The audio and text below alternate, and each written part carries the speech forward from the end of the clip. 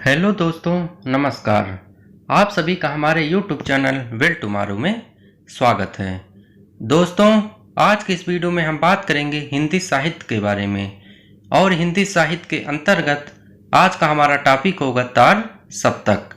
तो आपने सही सुना, आज हम बात करने वाले हैं तार सप्तक के बारे में। तो सबसे पहले हम बात करते हैं कि तार सप्तक होता क्या है। तो हम आपको बता दें कि तार सप्तक के प्रवर्तन का श्रेय किसे जाता है? अग्जेय जी को जाता है।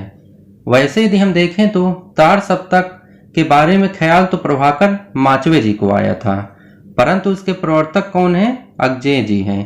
क्योंकि प्रभाकर माचवे ने तो इसी मन में सोचा ही था तार सप्तक के बारे में, परंतु वह सोचते ही रह गए और अग्जेय ने उनका प्रकाशन कर दिया। तो इसके प्रवर्तक कौन माने जाते हैं? अग्जेय जी माने जाते हैं। और अग्जेय का पूरा नाम क्या है? सच्चिदानंद हीरानंद वात्सायन अग्जेय। तो आप इनका पूरा नाम भी याद रख लीजिए, एग्जाम में यह भी पूछा जाता है। अब हम देखते हैं कि तार सप्तक होता क्या है। तो अग्जेय जी ने तार सप्तक के बारे में एक बहुत ही खूबसूरत लाइन कही थी कि एक ही प्रकार के भाव चेतना के तार में पिरोए 7 कवियों की रचनाओं का संकलन। तो उन्होंने क्या कहा? एक ही प्रकार की भाव चेतना होनी चाहिए, और यदि हम उसमें फिर 7 कवियों को पिरो दें तो उनकी रचनाओं को जो संकलन बनेगा वह क्या कहलाएगा? तार सप्तक कहलाएगा। तो आपको इसकी परिभाषा भी याद रखनी है। क्या परिभाषा हो गई? कि 7 कवि हैं, उनकी भाव चेतना एक ही होनी चाहिए, और यदि हम उन्हें एक तार में पिरो दें यानी तार से बांध दें तो उनकी जो रचनाओं का संकलन होगा वह क्या कहलाएगा? तार सप्तक कहलाएगा। अग्जेय ने एक दूसरी परिभाषा भी दी है कि यह जो 7 कवि थे ये किसी एक स्कूल में नहीं पढ़ते थे, बल्कि यह अलग अलग स्कूल में पढ़ने वाले कवि थे।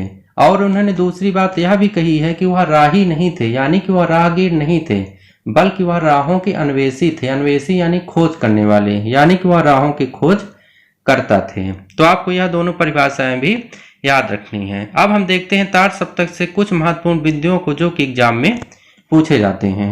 हमारा पहला बिंदु है तार सप्तक जो होता है 7 कवियों का समूह है। सेकंड पॉइंट है इसे अग्जेय जी द्वारा शुरू किया गया। थर्ड पॉइंट है सच्चिदानंद हीरानंद वात्सायन अग्जेय। तो अग्जेय का पूरा नाम क्या है? सच्चिदानंद हीरानंद वात्सायन अग्जेय है। नेक्स्ट पॉइंट है तार सप्तक की शुरुआत 1943 में हुई थी। तो तार सप्तक की शुरुआत कब हुई? 1943 में हुई। नेक्स्ट पॉइंट है अभी तक 4 तार सप्तक प्रकाशित हुए हैं। तो प्रकाशित होने वाली तार सप्तकों की कुल संख्या कितनी है? 4 है।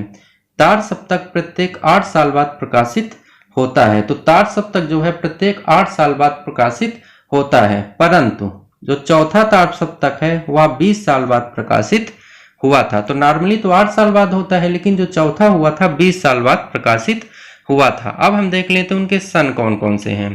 पहला प्रकाशित हुआ था 1943 में, उसके 8 साल बाद दूसरा कब हुआ? 1951 में, फिर उसके 8 साल बाद 1959 में। लेकिन जो चौथा तार सप्तक था वह 20 साल बाद प्रकाशित हुआ, तो उसका सन क्या हो जाएगा? 1969 हो जाएगा। अब हम देख लेते हैं कि तार सप्तक के नाम क्या हैं। तो पहले तार सप्तक का नाम क्या है? तार सप्तक। आपको इसको अच्छे से याद रखना है कि जो प्रथम तार सप्तक है उसका नाम क्या है? वनली तार सप्तक है। बाकी द्वितीय तार सप्तक का नाम द्वितीय तार सप्तक, तृतीय तार सप्तक का नाम तृतीय तार सप्तक, और चतुर्थ तार सप्तक का नाम है चतुर्थ तार सप्तक। अब हम देख लेते हैं एक ट्रिक जिससे कि आप इस तार सप्तक के कवियों को आसानी से याद रख पाएंगे। तो हम देखते हैं तार सप्तक 1943 ईस्वी के कवियों के बारे में। तो इसकी ट्रिक है अबोध भारत के नेम से शर्मा जी ने माचों का कपड़ा गिराया। आपको यह कठिन लग रहा होगा, परंतु यदि आप इसको 1-2 बार याद कर लेंगे तो आपको यह ट्रिक आसानी से याद हो जाएगी। तो ट्रिक क्या है? अबोध भारत के नेम से शर्मा जी ने माचों का कपड़ा गिराया। आ से यहाँ पर क्या है? अग्जेय। बोध से क्या है? गजानन माधव मुक्तिबोध। भारत से क्या है? भारत भूषण अग्रवाल। और नेम से क्या है? नेमिचंद्र जैन। और शर्मा से क्या है? रामविलास शर्मा। माचो से क्या है? प्रभाकर माचवे। और गिराया से क्या है? गिरजा कुमार माथुर। तो आप इसको 2-3 बार रिवीजन कर लीजिएगा, यह आपको आसानी से याद हो जाएगी। ट्रिक क्या है? अबोध भारत के नेम से शर्मा जी ने माचों का कपड़ा गिराया। इसके अलावा साइड में हमने जन्म मृत्यु और उनके जन्म स्थान के बारे में भी बता दिया है, क्योंकि आप टीजीटी पीजीटी के एग्जाम देते होंगे तो इनमें यह भी पूछा जा सकता है। दोस्तों इस वीडियो में बस इतना ही। इसके अगले पार्ट में हम इसके बारे में डिटेल में अध्ययन करेंगे। यदि आपको यह वीडियो अच्छा लगा तो इसे लाइक करिएगा और अपने दोस्तों के साथ शेयर करिएगा। और यदि आप हमारे इस चैनल पर नए हैं तो इसे सब्सक्राइब करिएगा, जिससे आपको आगे आने वाले वीडियो की नोटिफिकेशन आसानी से मिल सके। Thanks for watching video.